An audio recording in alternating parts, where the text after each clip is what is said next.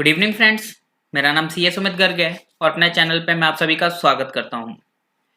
कल की डेट में जीएसटी डिपार्टमेंट ने एक नई नोटिफिकेशन इशू की है जिसका नंबर है 89/2020 और इसमें जो नोटिफिकेशन नंबर 14/2020 से जुड़ी हुई कंप्लाइंस थी उसके लिए जीएसटी पेनल्टी को माफ कर दिया गया है। जी हाँ, यदि आपने नोटिफिकेशन नंबर 14/2020 की जो कंप्लाइंस है उसको कंप्लाई नहीं किया यानी कि उसकी नॉन कंप्लाइंस की है तो उसके लिए आपको कोई भी जीएसटी पेनल्टी नहीं लगेगी 31 मार्च 2021 तक।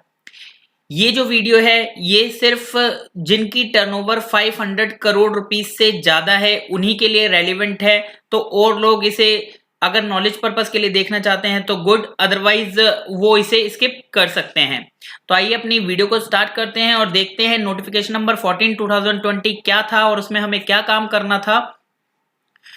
तो आइए स्टार्ट करते हैं। यहां पर नोटिफिकेशन नंबर 89/2020 है जिसमें लिखा गया है कि जो 14/2020 से रिलेटेड आपको कंप्लाइंस करनी थी, अगर आपने वो कंप्लाइंस नहीं की है किस पीरियड में, 1 day of December to 31 day of March 2021 यानी कि 31 मार्च तक का आपको टाइम लिमिट दिया गया है।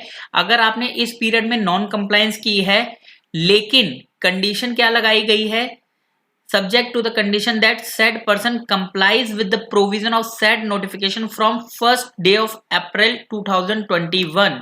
यानी कि सिर्फ पेनल्टी वेवर किस पर्सन का होगा जिसने 1 अप्रैल से पहले या फिर मैं कहूं 1 अप्रैल से जो नोटिफिकेशन नंबर 14/2020 है उसकी कंप्लाइंस स्टार्ट कर दी है। यानी कि नेक्स्ट ईयर तक का आपको टाइम दिया जा रहा है, आप नेक्स्ट ईयर तक अपनी कंप्लाइंस कर लीजिए और जो भी आपका डिफॉल्ट पीरियड है दिसंबर से लेकर मार्च, उसकी कोई भी पेनल्टी आपके ऊपर नहीं लगाई जाएगी।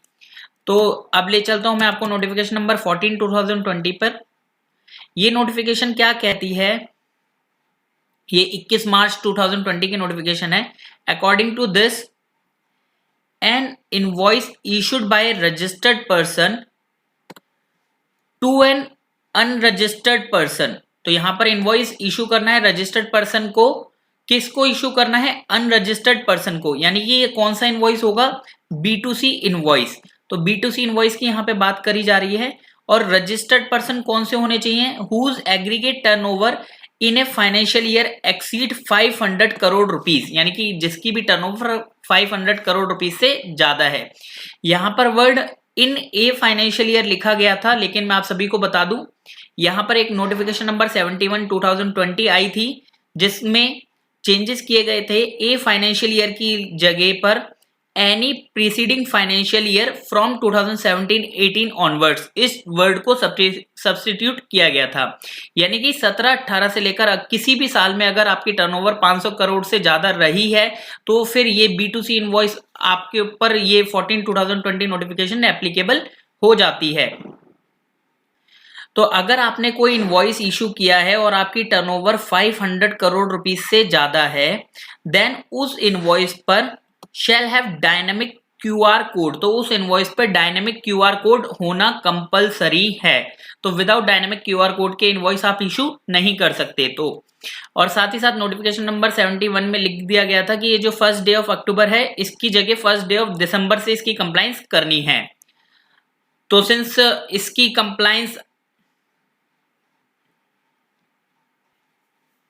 कल से स्टार्ट होनी है तो इसलिए गवर्नमेंट ने एक प्रोएक्टिव इनिशिएटिव के तौर पर एक नोटिफिकेशन इशू कर दी है और कह दिया है कि दिसंबर से मार्च तक की कोई भी पेनल्टी नहीं लगेगी, प्रोवाइडेड आप अप्रैल से अपना डायनामिक QR कोड इनवॉइसेस पर प्रिंट करवा लें।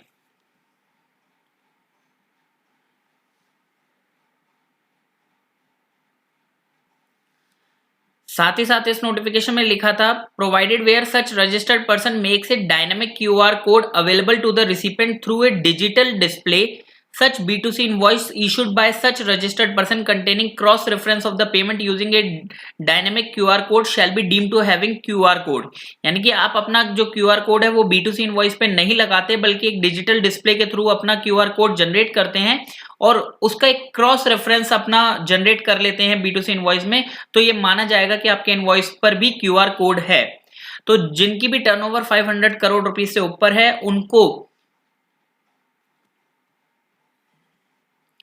4 महीने का टाइम दे दिया गया है और उस 4 महीने के टाइम में उनको अपनी कंप्लायंस यहां पर पूरी करनी होगी। Thank you so much.